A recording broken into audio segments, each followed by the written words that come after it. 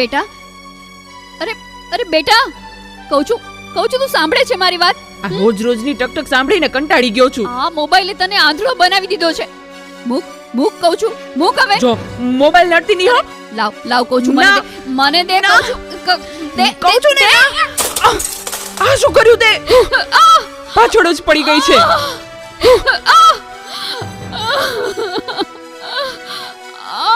બોલાવતી નહીં હવે મને. હે ભગવાન, શું કરવું મારે આનું? કઈ સમજાતું નથી. આજે ઘરે ઘરે આ સમસ્યા છે. મોબાઈલે માતા પિતા પ્રત્યેનો ભાવ સાવ ખલાસ કરી નાખ્યો છે. અરે શેઠ સાહેબ, તમે મારા ઘરે? તું મને ઓળખે છે? મારા મમ્મી તમારે ત્યાં ઘરકામ કરે છે. એ સુશીલા એન્ડ કંપનીના માલિક ને. તમને તો આખું શહેર ઓળખે છે. તને ખબર છે બેટા સુશીલા કોણ છે અને હું આ સુશીલા કંપનીનો માલિક કેમ બન્યો? ના. તો સાંભળ. અતિશય સાધારણ કુટુંબમાં મારો જન્મ થયો.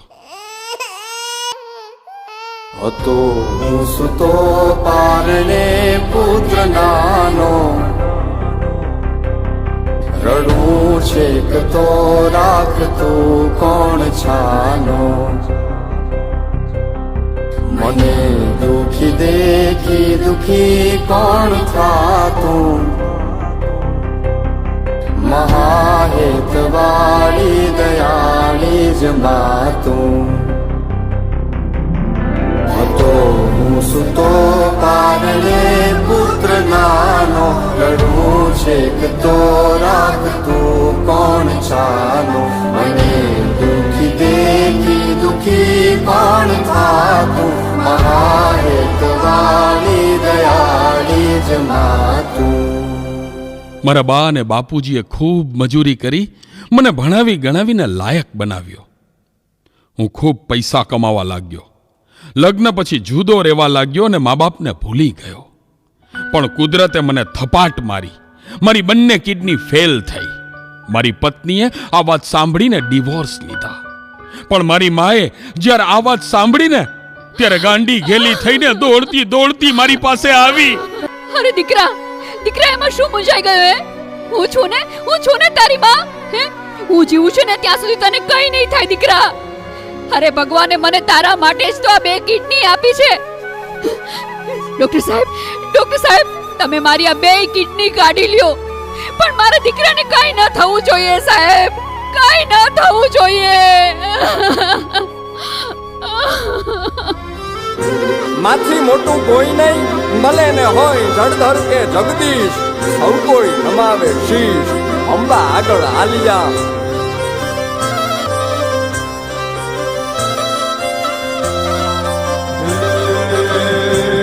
ભગવત તો મજીને સૌ સાગર તરિયા, રામ રે જપીને પરમેશ્વર પણ મળ્યા.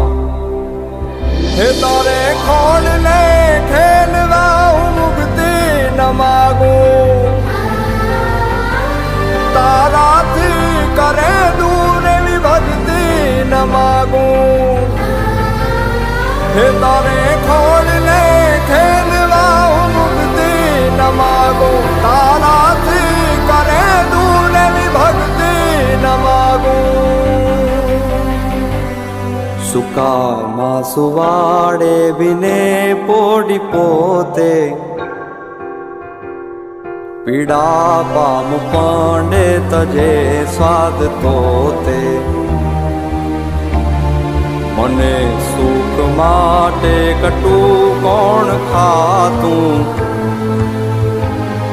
મહાહેતવાળી દયાળી જ માતું.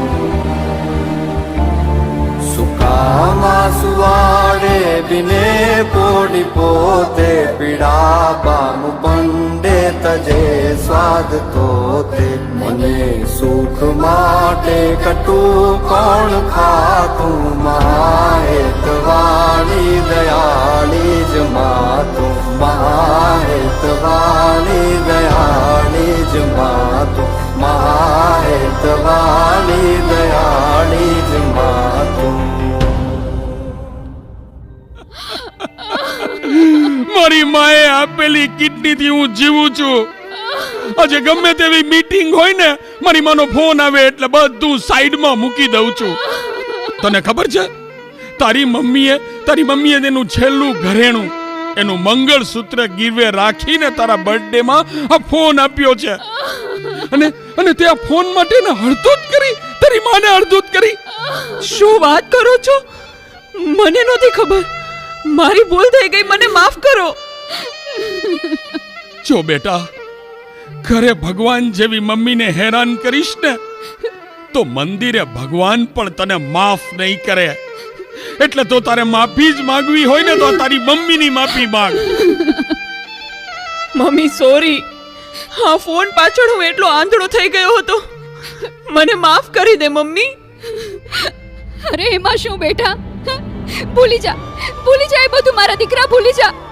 જો હું પણ ભૂલી જાઉં છું. અરે મારા માટે તો મૂંગી કેટલું દુઃખ સહન કરતી રહી અને હું તને હેરાન કરતો રહ્યો. મને માફ કરી દે મમ્મી.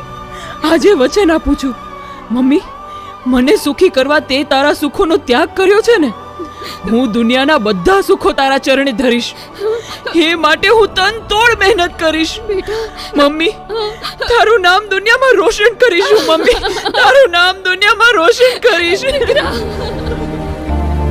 સુકામાં સુવાડે બિને પોડી પોતે પીડા બામ પંડે તજે સ્વાદ તોતે મને સુખ માટે કટું કોણ ખાતું મહાહેતવાણી દયાળી જ માતું મહા